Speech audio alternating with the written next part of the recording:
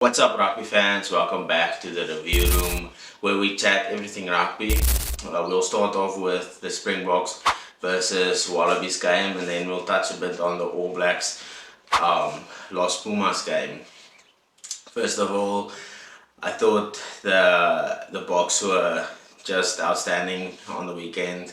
They were too dominant, too physical. The Wallabies couldn't front up. I thought the Wallabies were good. What they did quite well was on the counter attacks on the rucks. Thought the Boks didn't have as much numbers at the rucks in certain times. However, I thought the Boks fronted up. You could see they had a lot of hurt after that Ireland loss. They came out firing. Shasha controlled the game with Willie at the back. Just the Wallabies never looked like they were in the game. They never looked dangerous. The Boks never looked like they were in trouble. The Boks defense fronted up. The Wallabies just couldn't get all of the game, and the Boks just went about doing their business, did what they do well, and with a bit of that Mike Brown spice on there, they ran the ball with Peter Steffen and Siakulisi in the wider channels, and even at one stage, and they were just running over the backline and doing their thing. I thought the first 20 minutes was quite bit competitive. They still feeling each other out, but and also the first 20 minutes in the second half as well. But then the Wallabies just couldn't hold the Boks out, and they scored some beautiful tries. They showed a lot of control. I felt like in certain points of the game, the Boks got too over eager when they break 2-3 tackles. Then they just chunk the ball around, not set, get a ruck, get the back line and the forwards in place, play some phases. They chuck the ball around, and it resulted in errors where I thought the scoreline could have been much worse, actually, like maybe in the 50s, and I thought that the Wallabies wouldn't even get a single point. However, they could only score against a 13-man Springbok side, so that speaks volumes of the Boks defense. But yeah, overall, I think the Boks are in a very good space at the moment. I think they're heavy favourites for the Rugby Championship. The Wallabies, yeah, they're still building and so, but I think there's a lot of trouble behind the scenes with Rugby Australia. But yeah, we won't go too deep into that. I think for next week's game or this weekend's game, have more or less the same game plan. I think take it to the edges. More attacking based, where in the past you'll see at times when they kick the ball and the Boks receive it, like we would have kicked back to the territory game, get a line out, play from there. But with Shasha and the influence of Mike Brown, I think there was a few times where it looked like Shasha wants to kick, but then he attacks the line, and he broke the line a few times and put other players into space, which speaks volumes of the type of player that he is in. Only his fourth game for the Boks, his first start at fly off against a tier 1 nation, which we know that the Wallabies are not as powerful and as good as they used to be. But still, he can only play with what's in front of him, and I thought he did quite well. There was his first kick. He shimmied that ball But after that, he just kept composed, went about doing his thing, and then he just kicked beautifully from there. There was one time I think he missed a penalty kick to the line, but that's easy fixable things. However, you cannot do that against dangerous opposition. But all in all, I think the Boks defense was immense. They kept the Wallabies out. They for uh, a large period of the game.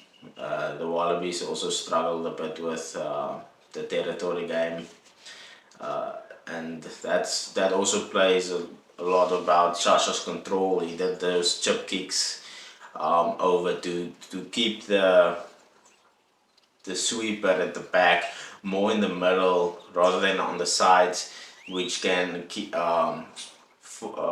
cause overlaps on the side when they decide to attack. And yeah, the scrums was absolutely dominant. The Wallabies was nowhere in the scrums. Oaks and the boys just absolutely destroyed the Wallabies in the front.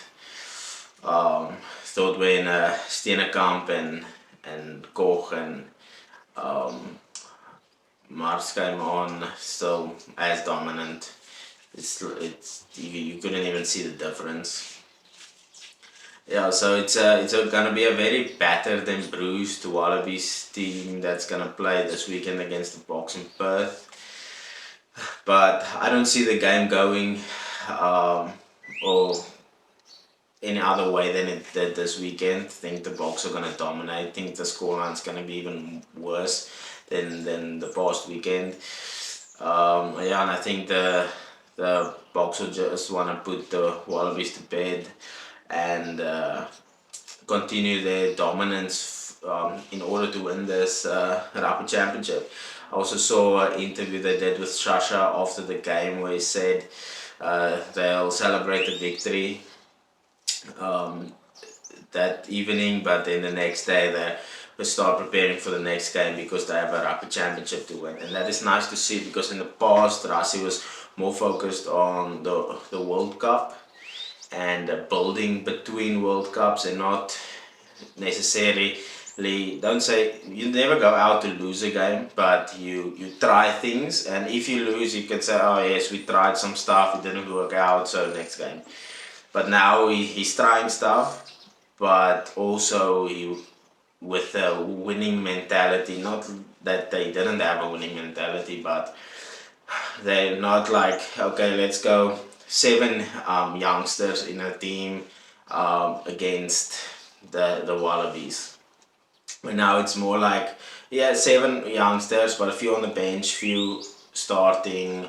They started Sasha, but they had Kobus Reinach on scrum half, which has all the experience in the world with Damien Dialende, Jesse Creel, and then Corbin and Arendse, and then also with Willie at the back, who has all the experience. If for some reason the game didn't go according to plan, he has those matured and experienced to rely on. But I thought he was just extraordinary. He didn't really need to rely on that experience. He just went about doing his thing.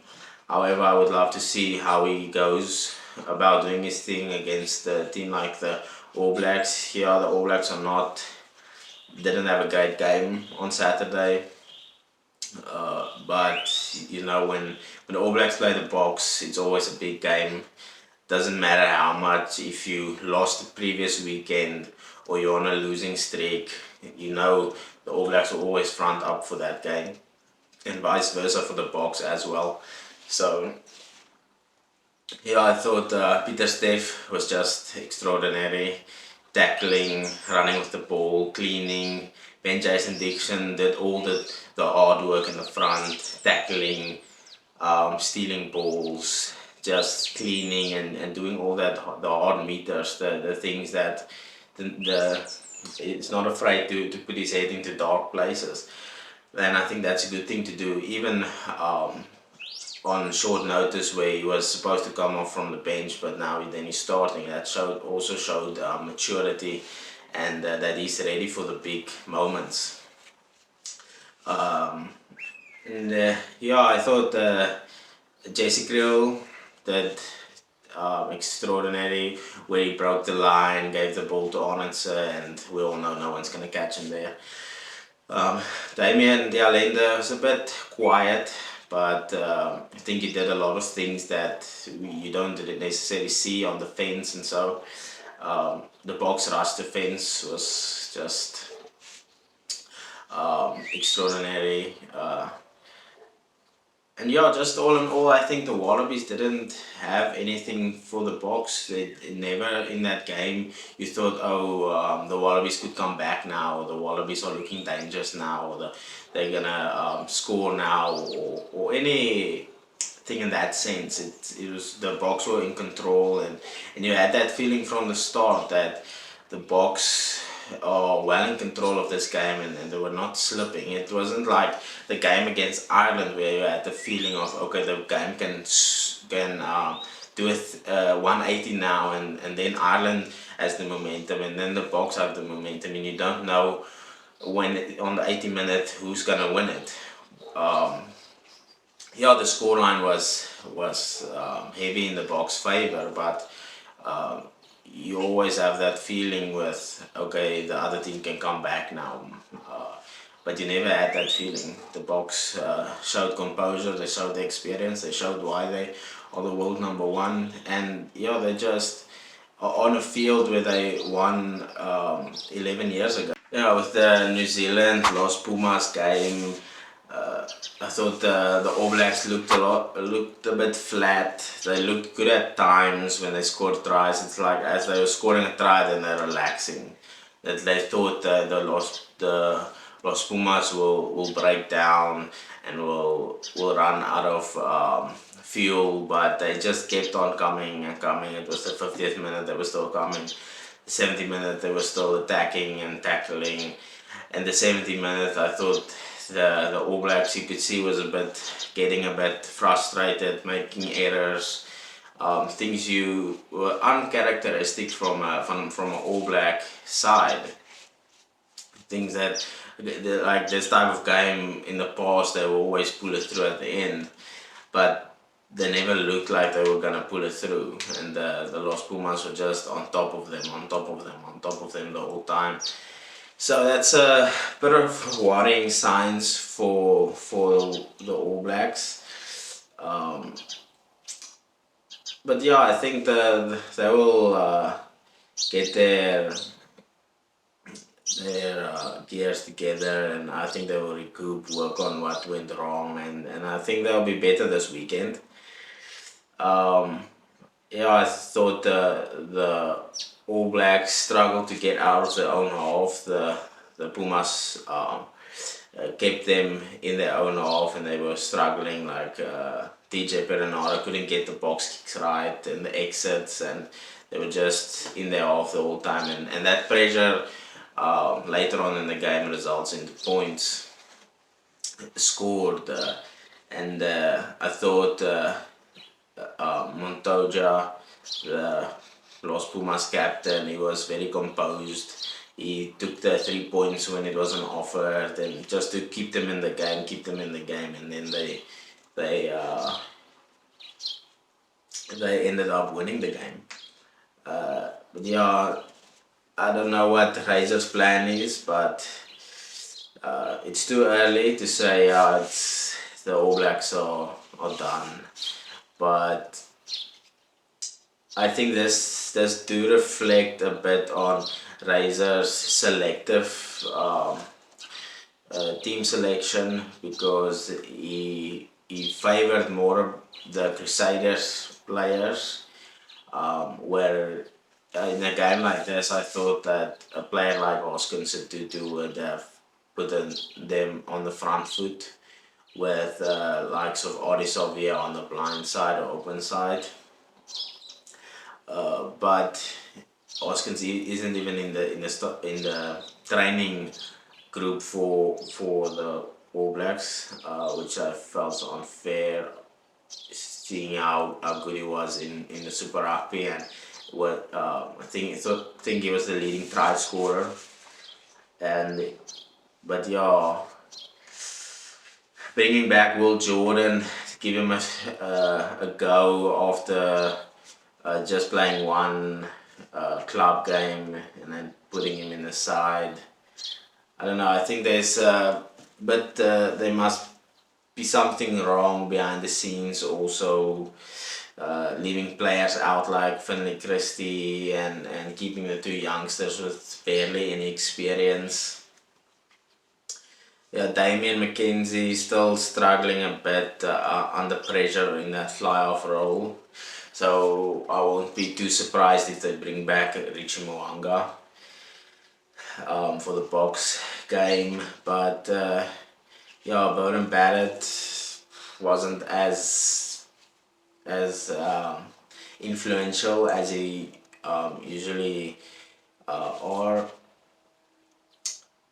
But yeah, I think a lot of things for the All Blacks to work on. I think that the game plan they had before the game, they drifted a bit away from it when they scored easy tries at the beginning. And then the Pumas just came back and found a way to win the game against all odds. It was also a bit weird to see only 25,000 people showed up to watch that game. So don't know if Rugby New Zealand, what's going on there, but yeah, I also thought the All Blacks was a bit lucky when it came to yellow cards, penalties, like the Ethan Blackadder incident where the ref said the Argentina player ran into Blackadder and Blackadder just absorbed it. But isn't it the defender's responsibility to keep the attacker's safety into account? Like the defender needs to dip his hips and make the tackle. Because now all the players are just gonna stand up straight and say, "Oh, but I absorbed the hit. I didn't go in for it."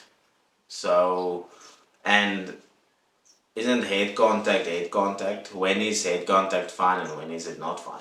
Because with the Marks incident, he got a yellow card, but he tried to dip his head and the attacking player dipped his head and they met in the middle. I think for that incident you can also give the player the benefit of the doubt of two players dipping and making head contact. Where in the All Blacks incident, the one player didn't even attempt to dip his head. He was always up straight, making head contact. The one only gets a penalty, the other one gets a yellow card and a bunker review. So what if the TMO on that day felt, oh no, I don't see mitigation, so I give a red card. So I feel like the refs need to get this right. They need to fix the inconsistencies. It can't go in the one game it's fine, the next game it's not. So we need to get it right because it's unacceptable from and it ruins the game because now the fans are like, yeah, that's a red card, and then the All Blacks commentators are all like, oh no, it's exceptional refereeing and great and what. But it's only because it's their team. So yeah, they're very biased. And another thing on biased, the All Blacks bandit like Sir John Kerwin always like, no, scrums are boring and it takes time and that and so on. But in the All Blacks Argentina game, the first scrum was in the 60th minute. The starting front row went off and without even scrumming once. Now they are complaining, oh yeah, but it could have been an influence because we didn't have set plays, we didn't have scrums, we didn't tire out their forwards and all that. But they are the people that is complaining about scrums and it's taking too long. Now, when it doesn't help their game, now they're like, oh no, It is just the scrum's fault we didn't win because we didn't have one scrum, we didn't have set play, we couldn't have a penalty or territory from a scrums and so. Like 1 week they say the one thing, the other week they say the other thing. So yeah, that's why when you have a analyst panel, at least have some forwards, man. It's always backline players, and they just want to have the ball and run with it. They don't appreciate the art of scrumming, the art of lineouts. I mean, watch the creative and innovative trick moves Rassi brought to the lineout, with Dixon catching it at the back and throwing it to Eben at the front, forming a decoy and putting them under pressure, and Sia ends up scoring from there. So don't always complain about the stuff and try to find innovative ways. I mean, if there's no knock in the entire game, you have to adapt, find a way to tire the forwards around it. Don't always make excuses. But anyway, getting too political now. But yeah, I think the All Blacks will be back this weekend. I think they will be dominant.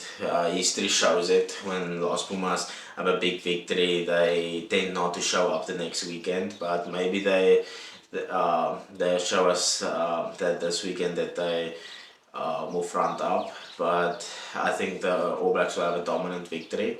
And I also think the Boks will continue dominating and in their aim to win the Rugby Championship. But yeah, that's it. Let me know what you think. Leave a comment below, subscribe, like this video, and I will see you in the next one.